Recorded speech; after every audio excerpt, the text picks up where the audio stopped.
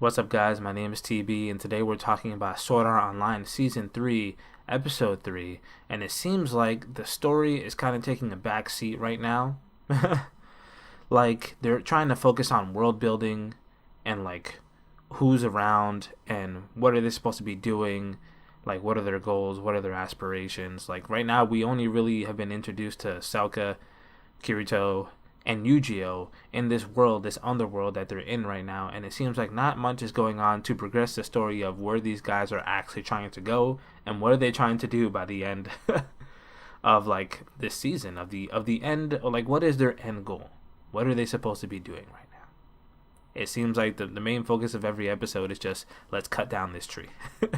But anyway, in the beginning of this episode, Kirito is asleep. He's trying to wake up. Selka comes. It seems like he gets a little bit confused about who she is. Like maybe some of his real life memories are starting to like pour into the game because he sees Suguya. He sees her there. Obviously, that's not her. When she goes to pull off the curtains, you see that it's Selka, and that it's like 5:30 in the morning. She's trying to wake him up. That's mad early. That's mad early.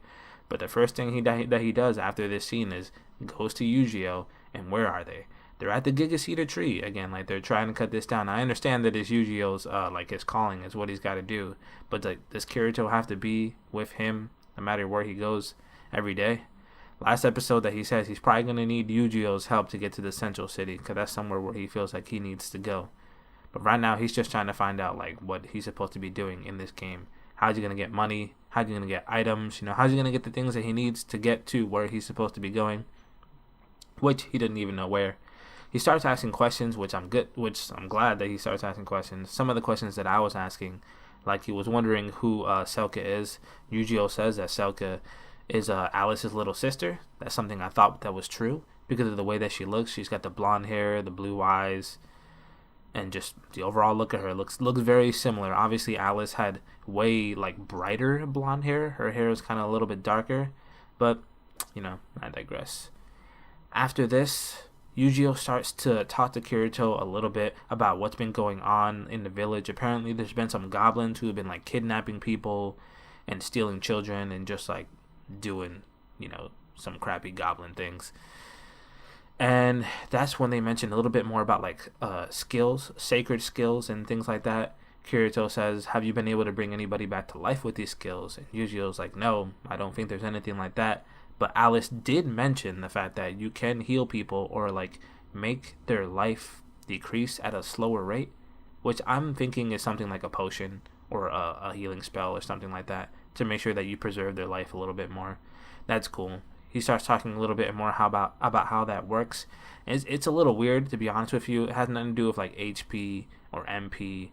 It's kind of like mana. He says like you the stronger the spell, the more you need, and you get it from like the environment basically.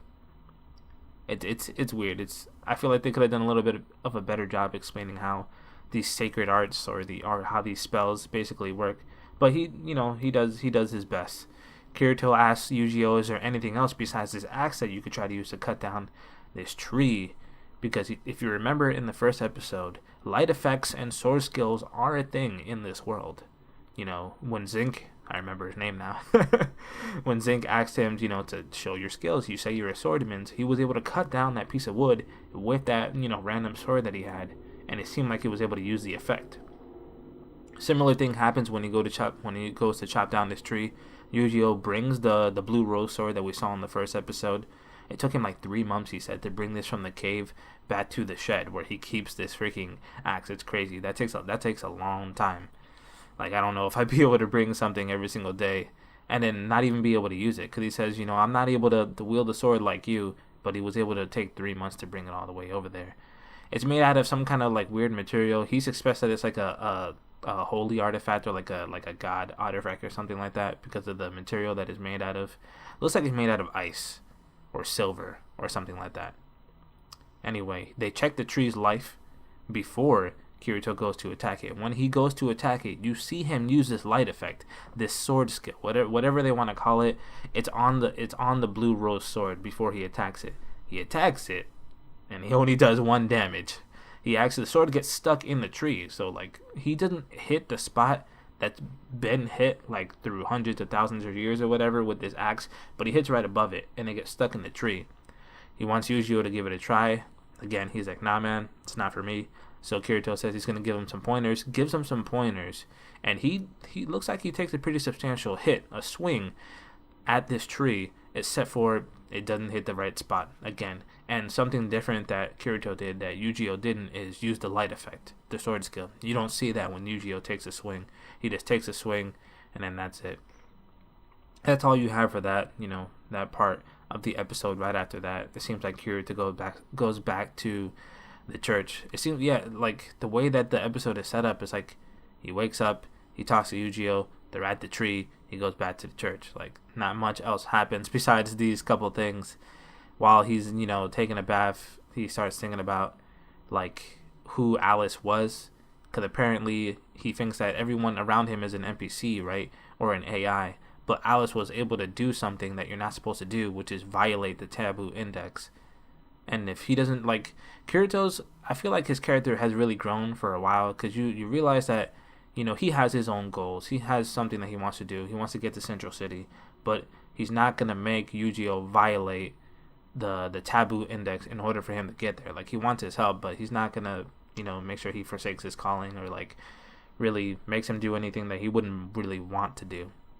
That's when Selka shows up. Selka has, I guess, not really, I don't know, she just had like a normal, a regular attitude towards Kirito. I thought for a second that she like wouldn't want to talk to him, or she would be like standoffish towards him, but she didn't really have any, misgivings about talking to him.